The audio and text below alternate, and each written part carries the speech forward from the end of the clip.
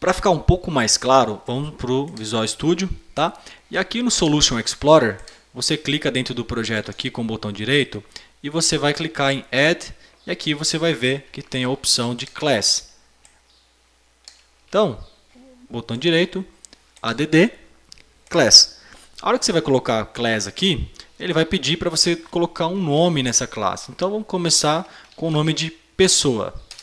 Ele vai criar um arquivo à parte aqui, veja, aqui na nossa solução, pessoa.cs, tá certo? E veja aqui que nós temos a class pessoa. A classe, então, vamos imaginar no contexto de quais são os atributos que uma pessoa no mundo real tem.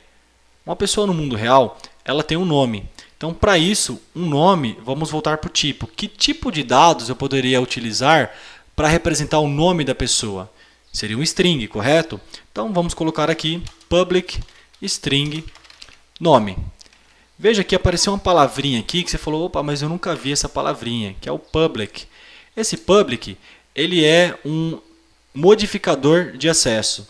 Ou seja, a propriedade nome da classe pessoa, ela é pública. Ela está acessível para qualquer pessoa que possa vir a querer mudar esse nome. Então, quando tem public na frente de uma propriedade ou na frente de um método, que eu já vou mostrar mais para frente, isso significa que ela é público. Qualquer pessoa pode ir lá e pode alterar ou pode pegar aquela informação. Falando em pegar ou alterar, uma propriedade ela também tem dois modificadores de acesso, que é o get e o set.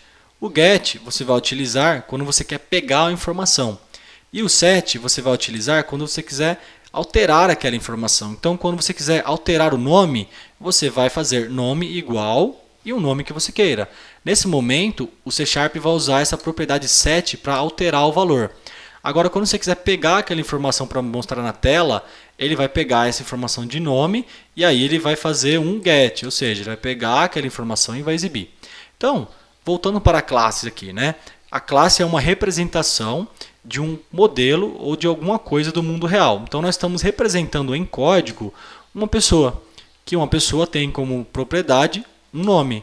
E esse nome pode ser alterado com o set ou pode ser obtido com o get.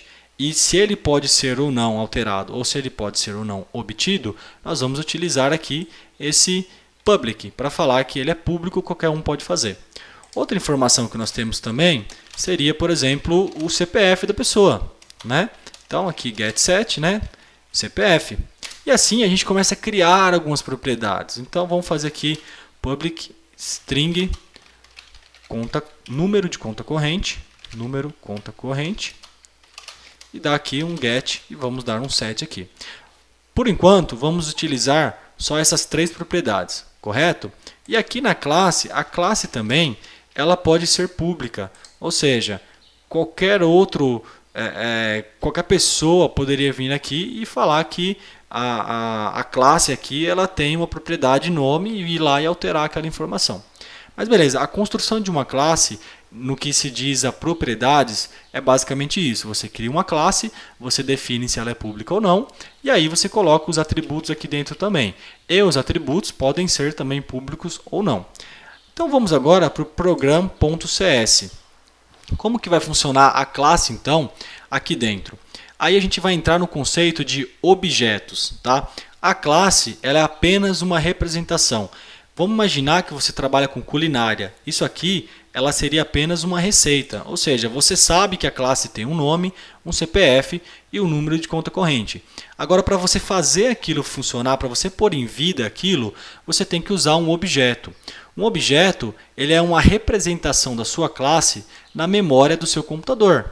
Ou seja, quando você vem aqui e faz assim, a pessoa, e aí você dá o nome daquela classe lá, por exemplo, Rai, igual new pessoa. Ou seja, você está pegando aqui, está criando uma variável chamada Rai, correto? E o tipo dela é igual o tipo da classe, ou seja, Rai é uma pessoa. Rai é uma pessoa, ou seja, essa variável ela é do tipo pessoa. E quando a gente usa essa palavrinha reservada new, isso significa que nós estamos instanciando um objeto. Nós estamos pegando essa classe pessoa, estamos levando ela para a memória do computador, nós estamos dando vida para essa classe, então ela está se tornando um objeto. E um objeto você pode recorrer às características dessa classe. Então, lembra que lá a gente tinha nome, CPF e número de conta corrente? Então, se eu vier aqui e fizer Rai ponto, veja que quando eu dou o ponto aqui, ele vai aparecer quais as propriedades que eu tenho dentro da minha classe. E é nesse momento aqui que você consegue alterar aquelas informações que estão dispostas na sua classe. Então, por exemplo, Rai.nome, aqui deixa eu mudar o nome de Rai, vou colocar pessoa, pessoa 1. E aqui, pessoa 1. Então, pessoa 1.nome vai ser Rai Carneiro. Pessoa 1.CPF, eu colocaria aqui 1, 2, 3, 4, 5, 6, 7, 8, 9, por exemplo. Né? E pessoa 1. Número da conta corrente seria 01, 02, 03.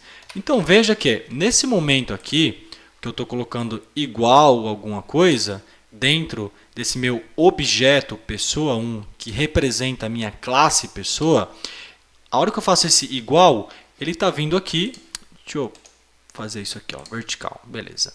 Ele está vindo aqui e ele está dando um set, ou seja, ele está setando o valor do nome para o que eu coloquei aqui, Rai Carneiro. A mesma coisa para o CPF, para o número de conta corrente. Então vejam que aqui nós temos um objeto criado já e com os valores atribuídos. Da mesma forma, eu poderia criar aqui mais um objeto. Então, pessoa 2 igual new pessoa. Estou instanciando um objeto da classe pessoa. Pessoa 2.nome vai ser igual fulano da Silva. Pessoa 2.cpf igual fulano da Silva. Opa, CPF, né? 1, 2, 3, 4, 5, 8, 7, 9, por exemplo. E pessoa 2. Número da conta corrente vai ser 030201. Maravilha. E olha só, então basicamente nós criamos uma classe e aqui nós estamos instanciando essa classe para utilizar os valores dela. Tá? E existe uma outra forma também, que é um pouco mais elegante, de você criar. Aqui veja que você consumiu basicamente 4 linhas para fazer isso. Né? Então, uma outra forma que seria possível também é você abrir aqui uma chave, tá? E aí você coloca o valor das propriedades aqui dentro. Então aqui você colocaria, veja, nome, fulano da Silva, vírgula, CPF, por exemplo, né? Aqui eu coloquei o CPF como texto, mas é só para a gente ilustrar, tá? E número da conta corrente aqui, número conta corrente. Veja que existem duas formas de você instanciar esse objeto. Ó. Essa daqui é um pouco mais elegante, porque você, apesar de você também ter consumido a quantidade de linha, acho que até um pouco a mais, mas veja que a leitura fica um pouco melhor. Né? Isso daqui é uma dica também quando você for desenvolver software. Sempre crie softwares com uma nomenclatura que outras pessoas irão entender. Ou que você mesmo, daqui a um ano, você vai mexer no mesmo código-fonte que você fez, você vai entender.